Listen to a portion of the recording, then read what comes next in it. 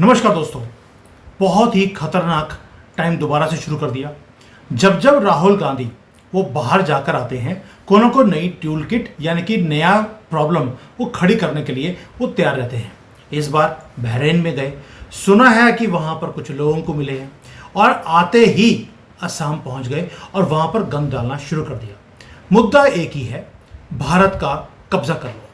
भारत का कब्जा बोल रहा हूं, और असम में जानबूझकर शुरू किया गया है क्योंकि वहां पर रेडिकलाइज लोग, आपको मालूम है कहां से आए हैं, और उन्होंने काम जैसे ही इन्होंने अपने मुंह से गंदी चीजें निकालनी शुरू करी, उन्होंने इंप्लीमेंट करनी शुरू भी कर दी।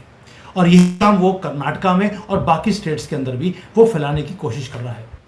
अब इसका बंदे का किया क्या जाए, ये तो सारा डिस्कस करेंगे गिरिधर मामड़ी जी के साथ। लेकिन ये मुद्दा ऐसा है जिसे छोड़ना नहीं चाहिए, और मैं चाहता हूं कि आप लोग जो सुन रहे हैं इसे बहुत ज़्यादा ध्यान से सुनें कि अब आगे क्या होगा, क्या हो रहा है और इसका हल क्या है। बिकॉज जब जब मैंने गिरिधर मामड़ी जी को, जब बहुत ही कोई इंपॉर्टेंट मुद्दा होता है, तब मैं इनको इन्वाइट करता हूं। जनरली मैं इनको तंग नहीं करता because his time is very very important. So Giridhar ji, thank you so much for coming on this show and discussing about the biggest गंदगी ऑफ दिस कंट्री, राहुल गंदगी जी। जी, आपको, आपके दर्शकों को सबको मेरा प्रणाम, नमस्कार, जय श्री राम, हर हर महादेव, जय श्री कृष्ण। जी, देखिए, राहुल गांधी का दो एजेंडा है। एक अमेरिकन बेस्ड एजेंडा है जो है हिंदू समाज को तोड़ना, बीसी, एससी, एसटी, भाषा के ऊपर जो भी है, हिंदू वोट बैंक को तोड़ना, हिंदू समाज में दरार पैदा करना। दूसरा जो इस्लामिक एजेंडा है, क्योंकि इंडी गठबंधन खास तौर पर कांग्रेस का आज वोट बैंक इस्लामिक मुस्लिम वोट बैंक ही रह गए। 92% ऑफ द वोट पिछले इलेक्शन में कांग्रेस को ही गया, मतलब इंडी गठबंधन को गया, जहां जहां एक गठबंधन थी, तो मतलब कांग्रेस मान के चलिए, तो 92%। बाकी 1-2% नॉन एनडीए, नॉन इंडी गठबंधन को गया है, बाकी 2-3%, मतलब भाजपा को मिला 1.5% या 2% मिला। तो उनका वोट बैंक को कंसोलिडेट करना और 92 से उनको कैसे 96-97 तक लेके जाना, वही उनका प्लान होगा। तो उसके लिए असीम मुनीर से मिलके आया है, इसमें बहरीन में मिलके आया है, तो मुस्लिम उम्मा का जो सोच है वही आगे बढ़ाना। अब देखिए, कोइंसिडेंस देखिए, उससे एक हफ्ता भी नहीं हुआ, 3-4 दिन पहले हमने सर्जिकल स्ट्राइक किया था, म्यांमार में सर्जिकल स्ट्राइक किया था। वहाँ चाइना सप्लाई कर रही है, और चाइना को तो कुछ ना कुछ हमारे देश में कुछ ना कुछ बदला लेना था, क्योंकि उनका खुद का पीएलए सोल्जर्स मर गए हैं उनके, ऐसा हमें इंफॉर्मेशन मिल रहा है। तो सिर्फ उल्फा के लोग ही नहीं है, पीएलए के खुद के लोग मर गया, ऐसे कुछ रिपोर्ट्स कह रहे हैं। तो क्या करना है, तो उनका बहुत दिन से इनका सोच है। इनफैक्ट ग्रे जो हैंडल्स होते हैं ना, जो बॉट्स होते हैं, या उनका ओरिजिन हमको पता नहीं चलता है, उसमें एक स्टोरी वो लोग चला रहे हैं कि यहाँ जो नॉर्थ ईस्ट में जितने भी हमारी स्टेट्स हैं, चाहे वो मिजोरम हो, मणिपुर हो, बाकी नागालैंड हो, ये लोग हिंदी बोलने वाले से शादी नहीं करना चाहते हैं और उनसे नफरत करते हैं। और ये एक लिटिल चाइना है, चाइना के नज़दीक है ये, और मतलब मेनलैंड भारत से ये अलग है। एक नैरेटिव वो लोग शुरू किया है, जैसे मतलब इंडिया लीव इंडिया, या क्या मालदीव्स में था ना वो, इंडिया आउट कैंपेन किया था ना वो, बांग्लादेश में भी शुरू किया। तो ये एक साजिश, सोची समझी साजिश जो है, चाइना और पाकिस्तान दोनों मिलकर रचा रहे हैं, और उसका भारत में कठपुतली है मिस्टर राहुल गांधी। ये हमें समझना चाहिए। एक सीसीपी के साथ इनका एक ऑलरेडी एमओयू है, हम सब जानते हैं। फिर इनके वोट बैंक इस्लामिक एजेंडा के चलते हुए जब 2019 में इनको समझ आ गया कि अमेठी भी हारने वाले थे, तो भाग गया था, वायनाड भाग गया था। इनको एक लफ्ज मलयालम बोलना नहीं आता है, कभी वहां कॉन्स्टिट्यूंसी में गया नहीं है, एक गली नुक्कड़ में नहीं गया, मतलब एक सिर्फ और सिर्फ एक तुष्टीकरण, एक वोट बैंक पॉलिटिक्स से ही वो जीता था उधर। तो उसी सीट को बचा के रखा है उनका बहन अभी प्रियंका वाड्रा ने। तो अब देखिए, ये सिचुएशन जो है, उनके ऊपर दबाव है कि किसी ना किसी तरीके से इनके एजेंडा आगे लेके जाना है, चाइना के एजेंडे लेके जाना है और पाकिस्तान का एजेंडा लेके जाना है। तो इसीलिए वो तुरंत वहां से क्या कहते हैं उसको, बहरीन से सीधा असम पहुंच गया। असम क्यों? क्योंकि हेमंत बिश्व शर्मा जी ने वहां अवैध तरीके से हमारी जो जंगलों में जो जो घुसपैठी थे वो कब्जा करके बैठे थे, उनको एविक्ट करने में ये जुटे हुए हैं। लगभग उनके आंकड़े के मुताबिक 160 स्क्वायर किलोमीटर वो खाली किया। 160 स्क्वायर किलोमीटर, 160। मतलब वो उनका कंपैरिजन में वो बता रहे थे कि चंडीगढ़ शहर, एक बहुत बड़ा मेट्रोपॉलिटन शहर, वो 125 स्क्वायर किलोमीटर, मतलब एक डेढ़ चंडीगढ़ जितना जगह वो खाली किया है और भी खाली करना बाकी है। तो काजीरंगा से लेके वो धूबरी, फिर लोअर असम, हर जगह पे लोग कब्जा करके बैठे हैं। वहाँ मज़ारे बन गया, फिर वहाँ मस्जिदें बन गई, बहुत कुछ हो गया, वोट बैंक पॉलिटिक्स चल गया उधर। और हेमंत बिश्व शर्मा जी का बयान में आपने सुना होगा, तो साफ-साफ लफ्ज़ों में कह रहा था कि ये सिर्फ ज़मीन को नहीं कब्जा किया है, ये वहाँ की डेमोग्राफी चेंज कर, तो क्या हो जाएगा, वहाँ के नेतागण जो भी जितने भी हैं, दबाव डालेंगे और उनको एविक्ट करने में बाधाएँ डालेंगे। तो यही हो रहा है इधर। अब पहले कुछ दिन से जितने भी एविक्शन हो रहा था, वो हो रहा था, मगर कल क्या हुआ, वहाँ जब असम में एक फॉरेस्ट में वो लोग क्लियर करने गए थे, सीधे से सीधे वो पुलिस के ऊपर और फॉरेस्ट गार्ड्स के ऊपर वो अटैक किया। पत्थर से, लकड़ी से। अभी शुक्र है कि पत्थर लकड़ी से ही हुआ है, पता नहीं वहां से फिर फायर आर्म्स निकल के आएंगे, गन्स बंदूक से वो मारना शुरू करेंगे, तो आप समझ सकते हो क्या है, इनका इकोसिस्टम इतना है। तो उनके समर्थन में खड़ा हो गया मिस्टर राहुल गांधी। राहुल गांधी और मल्लिकार्जुन खड़गे दोनों असम पहुंच गए और पहला बयान उनका था कि जब हम वापस आएंगे तो हेमंत बिश्व शर्मा को हम जेल कर देंगे, इसको बंदी कर देंगे, इसको अरेस्ट करेंगे। तो मतलब साफ साफ से उनका एक मैसेज चला गया कि भाई आप जो करना है करो, आपके ऊपर जितने भी केसेस आएंगे हम माफ करने आने वाले मतलब 2026 में वहाँ चुनाव होने जा रहे हैं, तो मतलब अभी 2025 है, मतलब एक साल में तो वहाँ इलेक्शंस होंगे। तो जब बाकी इस्लामिक कंसोलिडेशन होगा और यहाँ इलीगल वोट बेस उनका बढ़ेगा, तो ऑब्वियसली वो दोबारा चुन के आ सकते हैं। अब तरुण गोगोई ने एक स्टेटमेंट दिया है कि बीजेपी के नेताओं ने करप्शन करके बहुत से सरकार की जमीन ये लोग हड़प लिया, उनको जब हम एक्सपोज करने जा रहे थे तो उनको बचाने के लिए, छुपाने के लिए ये कार्रवाई कर। भाई वो दोनों अलग अलग चीज है। आप आपके पास एविडेंस हो कि बीजेपी के लीडरशिप ने कुछ गलत किया है, आप समाज के सामने प्रस्तुत करो ना। आप केसेस डालो, सुप्रीम कोर्ट में केस डालो, हाई कोर्ट में केस डालो, या आप विजिलेंस कमीशन में डिटेल्स दे दो, प्रेस के सामने रखो, कुछ तो करो, एविडेंस दिखाओ। और वो गलती मान लीजिए कि बीजेपी के लोग ने गलती किया है, तो वो जस्टिफिकेशन नहीं होता है कि यहाँ ये भी गलती करें। तो ये जब ये लोग जो कर रहे हैं, जो अवैध तरीके से वो लोग कब्जा करके बैठे हैं, क्या आप मानते हो कि वो इलीगल है या लीगल है? पहले ये तो बताइए आप। तो जब आपका स्टैंड क्लियर होगा तब बात करेंगे, ये वाटर बॉटरी में मत घुसना। तो राहुल गांधी वही कर रहा है, सीधा आके जो देश के खिलाफ खड़े होने वाली शक्तियां जितने भी है, जो इलीगल माइग्रेंट्स है, इलीगल इमिग्रेंट्स है या इलीगल घुसपैठी है, उनके समर्थन में ये खड़ा है। तो ये मतलब दिस इज देश के लिए बहुत ही डेंजरस सिचुएशन है। रोहिंग्याओं के साथ ये खड़े होते हैं।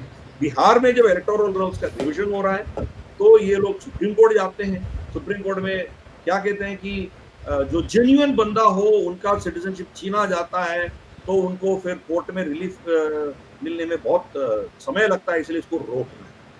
अब निकल गया है हजारों संख्या में नेपाली लोग, फिर बांग्लादेशी, फिर म्यांमारी मतलब रोहिंग्या, ये सब लोग आके उधर आधार कार्ड और वोटर आईडी भी लेके बैठ गए थे वो। तो ईसी अपना दायित्व तो निभा रहा था, तो सुप्रीम कोर्ट भी उसको नहीं रोका ना अल्टीमेटली। तो ये लोग मतलब हर तरीके से इनके जो वोट बैंक है उसको बचाने का कोशिश करते हैं और लोगों को इलीगली इनको वोट हक दिलवा के इनके जीत पक्का करने का कोशिश करते हैं। तो Rahul Gandhi is a very disruptive force. ये तीन शक्ति के कठपुतली है, अमेरिका के कठपुतली है, इसलिए हिंदू समाज को तोड़ता है, और चाइना का कठपुतली है, इसलिए हमारी सेना हमारी जो फोर्सेस है इनके खिलाफ बोलता है, फिर पाकिस्तान और चाइना दोनों का कठपुतली, इसलिए इस्लामिक एजेंडा आगे लेके जाता है। He is extremely dangerous. बहुत लोग उनको पप्पू पप्पू कहते हैं, मगर मैं पप्पू नहीं मानता हूँ। ही इज उनका एजेंडा क्लियरली कोई सेट कर रहा है, उस एजेंडा के तहत वो चला रहा है। और जो वोटर्स इनको वोट दे रहे हैं, वीएनआर तो छोड़िए, वीएनआर तो वो अलग चीज है, वहां तो मुस्लिम मेजोरिटी है, वो तो वोट मिलेंगे। मगर अमेठी में जो हिंदू लोग इनको वोट दिए हैं आरक्षण के डर की वजह से, उनके उनके ऊपर ये लानत है कि ऐसे बंदे को, ऐसे देशद्रोही को ये लोग सपोर्ट कर रहे हैं। दिस इज एक्सट्रीमली डेंजरस हमारे देश के लिए। देखिए सर, आपने दो तीन चीज़ें बोली। पहली बात आपने बोला कि ये बहुत डेंजरस आदमी है। Yes, is dangerous. पप्पू बोलते हैं लोग, पप्पू नहीं बोलना चाहिए। राहुल गंदगी है तो राहुल गंदगी ही बोलना चाहिए। पहली बात तो ये है, क्योंकि ये सिर्फ गंद फैलाने के सिवाय और कोई काम ये कर नहीं सकता। दूसरा सर, आपने बोला कि इन्होंने बोला है कि जब ये जीत कर आएंगे असम को, जैसे 92 बार ये जीत कर आए हैं पिछले 92-93 इलेक्शंस को, वैसे ही असम को भी जीतने वाले हैं। चलिए, हम भी प्रे करते हैं कि जैसे ये 92 बार जीते हैं वैसे इस बार भी जीत जाए, क्योंकि हारी हुई चीज़ों को ये जीत ही मानते हैं अपनी। अब इसके बाद से इन्होंने बोला कि हम बिस्वा जी को हम जेल कर देंगे।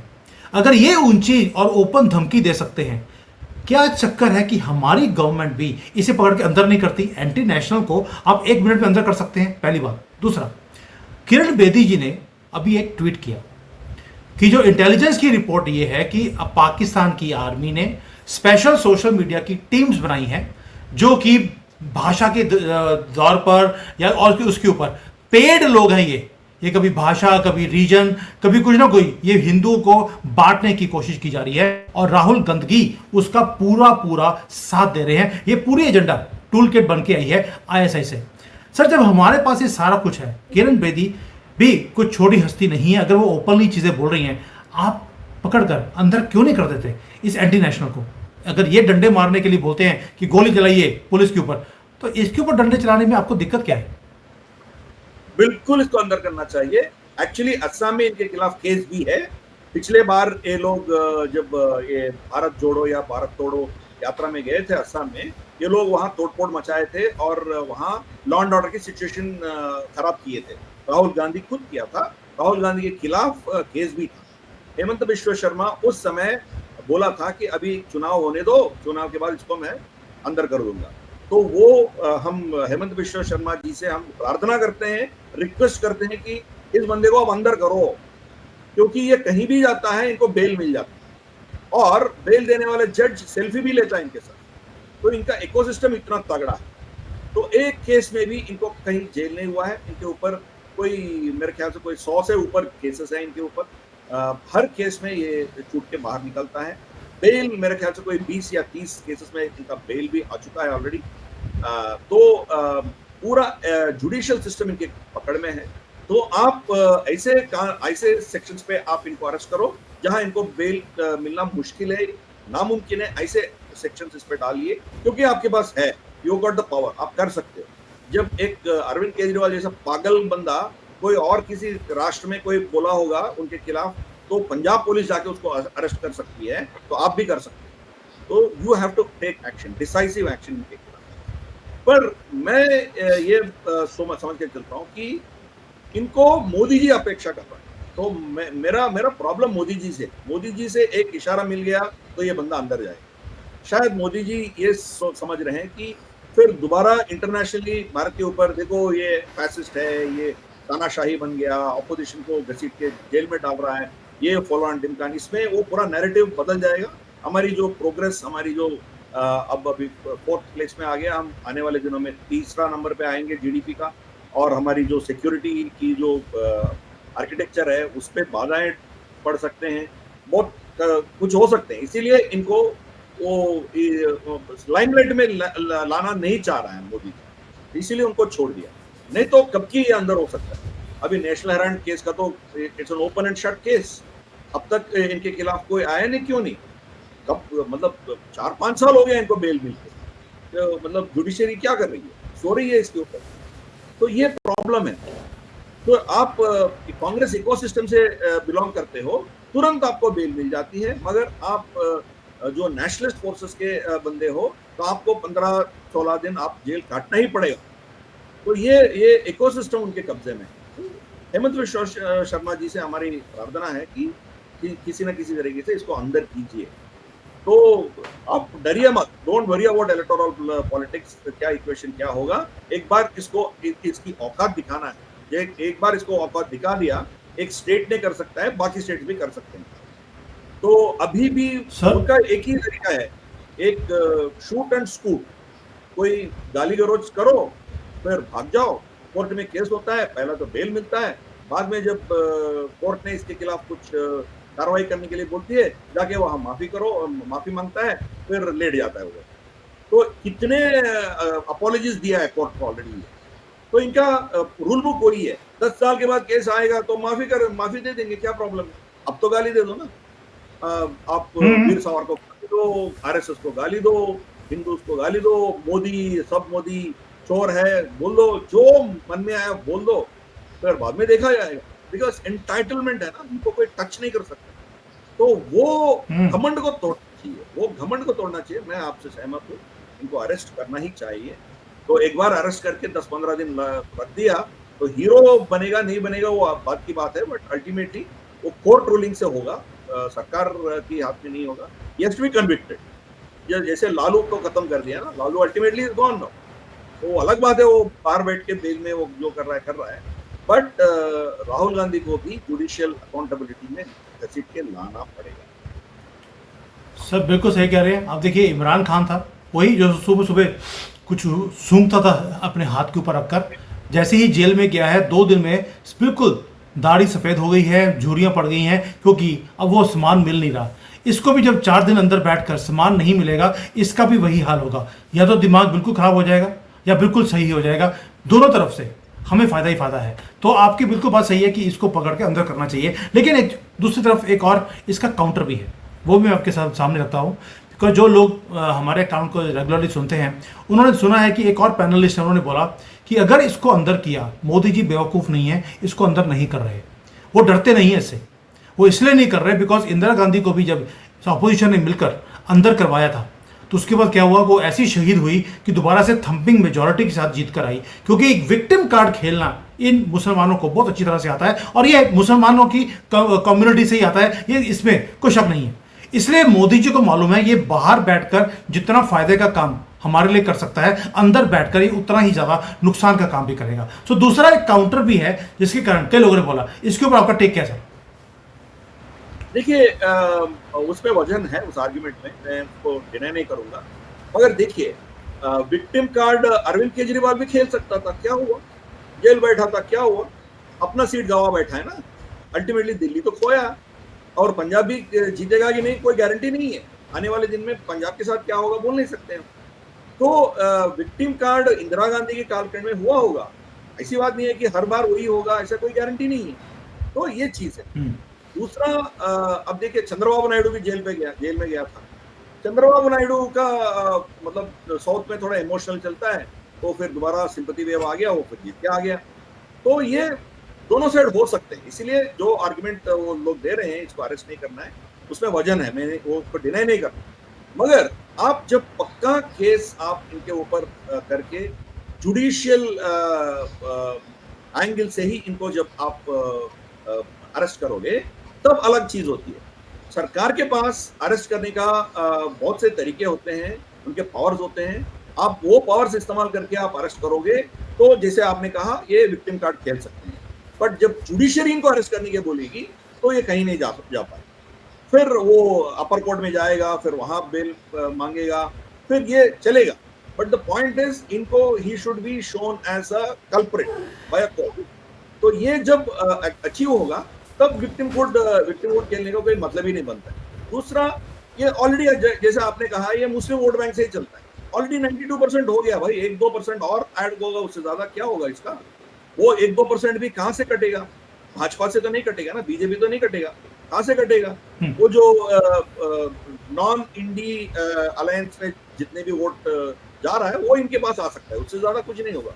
मान लीजिएगा मायावती के पास जितना गया वो आ सकता है, या बाकी केसीआर, बाकी जितने भी है, नवीन पटनायक, जो भी न्यूट्रल है उनके वोट बैंक, मुस्लिम वोट बैंक जितना था वो शायद आ सकता है। तो कितना मार्जिनली होगा ना, उससे ज्यादा क्या होगा। वोट आपका नंबर बढ़ सकता है, नंबर ऑफ वोट्स बढ़ सकता है, मगर सीट्स तो लगभग उतना ही रहेंगे। मान लीजिए कि मोरादाबाद सीट में या वायनाड सीट में आप 1 लाख से जीते हो, 1.5 लाख से जीतने से क्या फायदा, आपका नंबर वोट तो बढ़ेगा मगर सीट तो एक ही मिलेगा। तो इनका ऑलरेडी कंसोलिडेशन हो गया मुस्लिम वोट में। तो इसीलिए इनको अरेस्ट करने के बाद कोई सिंपैथी वेव मुस्लिम में आएगा अलग से, उससे कोई फायदा होगा, वो मैं नहीं देख रहा हूँ। वो तो होगा नहीं, तो ऑलरेडी जितना होना होना है उतना हो गया, 100% कंसोलिडेशन हो गया। ओवैसी भी जाके वहां खड़ा होता है तो हार जाता है। और मायावती भी इतने मुस्लिम कैंडिडेट्स को सीट्स दिया था पिछले बार, क्या हुआ, एक का भी डिपॉजिट नहीं मिला। जहां जहां मुस्लिम मेजॉरिटी है वहां एसपी या इंडी गठबंधन का बंदे को खड़ा किया, या Hindu candidate one even against मुस्लिम कैंडिडेट। तो मुस्लिम वोट कंसोलिडेशन टैक्टिकल वोट होता है, तो वो इंडी गठबंधन और कांग्रेस के समर्थन में वो चला गया। तो इसीलिए इनको अरेस्ट करने से इनको एडिशनली कोई और फायदा मिलेगा ऐसा मुझे नहीं लगता। बट मोदी जी का जैसे मैंने कहा उनका सोच अलग है, वो अभी इनको अरेस्ट करके इंटरनेशनली बवाल नहीं खड़ा करना चाहता है। तो let the sleeping cat sleep, अभी इसको छोड़ो, इनको जो बकवास करना है करने दो। मुझे जो करना है वो करके जाऊंगा। मैं अपनी देश की शक्ति बढ़ाऊंगा, अपनी सेना की शक्ति बढ़ाऊंगा, और हमारे शत्रु जितने भी हैं उनको कैसे हैंडल करना है उसमें मैं फोकस रखूंगा। बाकी ये चलता रहेगा, ड्रामा डिकचुक चलता रहेगा, आज नहीं कल नहीं, तो लोग देखेंगे, प्रजा देख लेगी। तो वो उस दिशा से मोदी जी जा रहे हैं, मगर उस चीज में मैं थोड़ा मोदी जी से मैं असहमत हूँ। इनको भी कभी ना कभी दिखाना पड़ेगा आपको, क्योंकि लोग आपसे ये उम्मीद करते हैं। देखिए, not punishing the guilty is also a crime. जो गुनेगार है उसको खुला छोड़ना भी गलत है। तो एक गुनेगार नहीं है उसको जेल डालना जितना गलत है, उतना ही गलती है जो गुनेगार को आप खुले छोड़ देंगे, वो भी गलत है। इसीलिए इनके जितने भी हेमंत विश्व शर्मा जी हो, योगी जी हो, देवेंद्र फडणवीस हो, किन किन स्टेट्स में ये गुनेगार है, उनको इनके ऊपर सख्त से सख्त, कड़ी से कड़ी कार्रवाई करना पड़ेगा। And it has to move fast track court में जाना पड़ेगा। हाँ, अपर कोर्ट्स में इनको रिलीफ मिलेगा, जब होगा तब देखा जाएगा। But he should be having the fear of the law. इनको अभी लॉ का कोई डर नहीं, वो डर इनके दिल में बिठाना है। आप you please fast track national Herald case, fast track करो, तो उनको अरेस्ट करो मत करो, but let the case go on fast. तो ये जब करेंगे, जुडिशियरी इनके हाथ से धीरे धीरे से निकलना शुरू होगा। ये लोग बहुत चाहते थे कि अयोध्या वर्डिक्ट हमारे खिलाफ जाए, फिर वो इलेक्ट्रॉनिक वोटिंग मशीन के बारे में हो, राफेल के बारे में हो, बहुत से मुद्दों में ये लोग क्या सोच रहे थे, वो नहीं हुआ ना। जुडिशरी उनके साथ नहीं दिया है। अभी भी बिहार का जो इलेक्शन कमीशन का कार्रवाई जो है, जो इलीगल वोट्स को वीड आउट कर रहे हैं, तो उनके खिलाफ ये कोर्ट गए थे, कोर्ट में भी रिलीफ नहीं मिला इनको। मॉरल विक्ट्री मिला उनके स्टेटमेंट से, सुप्रीम कोर्ट के स्टेटमेंट से, कुछ बयानबाजी इधर उधर ये कर रहे हैं, मगर अल्टीमेटली क्या हुआ, इसी को तो फ्री हैंड मिल गया ना, वो जाके पकड़ पकड़ के सबका कैंसिल कर रहे हैं ना वो। तो ये चीज है। तो you have to use the judiciary. आपकी जो कॉन्स्टिट्यूशन आपके पास अथॉरिटी है वो इस्तेमाल करने पड़ेगा, और इनको इनके औकात दिखाना पड़ेगा, आज नहीं तो कल। बहुत देर तक, बहुत दिन तक आप अपेक्षा इंतजार नहीं कर सकते हो। मैं मानता हूं, आई एक्सेप्ट, हमारी प्रायोरिटीज अलग है। अभी ऑपरेशन सिंदूर खत्म नहीं हुआ है, और कुछ करना बाकी है उधर। और चाइना भी शी जिनपिंग के सिचुएशन खराब है उधर, उसके चलते हुए पता नहीं वो हमारी सरहद पे क्या कर बैठेगी, कब क्या कर बैठेगी, हमें पता नहीं है। तो ये सब चीजें हैं, हमारी प्रॉब्लम्स है। वो हर दिन इंडियन ओशन एरिया में कोई ना कोई रिसर्च वैसा लेके आता है, तो फिर यहाँ जासूसी करता है। तो हमारी बहुत से खतरे हैं हमारे देश के ऊपर। और हमारी यूरिया बंद कर रहा है शी जिनपिंग ने, हमारी जो फर्टिलाइजर्स बंद किया, तो अभी खरीफ सीजन या रबी सीजन में दोनों में हमें चाहिए। जब आपको चाहिए तो बंद हो जाएगा, तो आपका फूड सिक्योरिटी खतरे में पड़ जाएगा ना। तो ये सिचुएशन है। रेयर अर्थ मिनरल्स बंद कर रहा है, तो हमारी प्रॉब्लम्स बहुत कुछ है। तो वो प्रॉब्लम सॉल्व करने में मोदी जी व्यस्त है, और राहुल गांधी जैसे कीड़े मकोड़ों को वो इग्नोर कर रहा है अभी। बट ज्यादा इग्नोर करेगा तो वो एक तैनो साहब बनेगा, एक खतरा है। इसीलिए मोदी जी से हमारी प्रार्थना है, इनको भी कभी ना कभी औकात दिखाना ज़रूरी है। बिल्कुल सही sir, I agree with you, इनको औकात दिखानी जरूरी है। But let's leave that and Modi ji he knows कि परफेक्ट टाइमिंग कब है, एंड वो काम भी करते हैं तो परफेक्ट टाइमिंग भी करते हैं जहां पर गंद ना पड़े। आपको याद होगा केजरीवाल को भी जब अंदर किया था तो जर्मनी, अमेरिका, यूके सब खड़े हो गए थे, यूनाइटेड नेशंस तक बात आई थी कि केजरीवाल को छोड़ा जाए, क्योंकि वो उनके एजेंडे को पूरा कर रहा था भारत के अंदर। इसलिए मोदी जी को मालूम है टाइमिंग कौन सी है, कौन सी पकड़नी है। बाकी आपको मालूम ही है कि हमारे जो बिके हुए जजेस हैं, ये तो इमीडिएटली जैसे ही केस जाएगा राहुल गांधी का, इमीडिएटली सेल्फी खिंचाने के बाद बोलेंगे बरी, तो बरी भी हो जाते हैं। बाकी इनको बेल नहीं मिलती, इनको बरी किया जाता है। मुझे लगता है मोदी जी को अब राहुल गांधी को परमानेंटली बरी कर देना चाहिए। वहीं पर जहाँ भी कबर जब खुदती है उसको भी इंग्लिश में बरी बोला जाता है। I hope that day comes very soon. मामड़ी ji, thank you so much, आपने टाइम दिया, बहुत ही इंपॉर्टेंट मुद्दे के ऊपर बात करी। और राहुल गांधी को गंदगी के लिए एक ही शब्द आपका था जो पूरे मुझे समझ आया, इसको पकड़कर बरी करना अब जरूरी है। कोर्ट में नहीं, भगवान के उस कोर्ट में इसको बरी करना जरूरी है, वरना ये देश को ये तोड़कर ही सांस लेगा। Anyways, let's see what Modi ji has now in his hands. Thank you, जय हिंद, वंदे मातरम।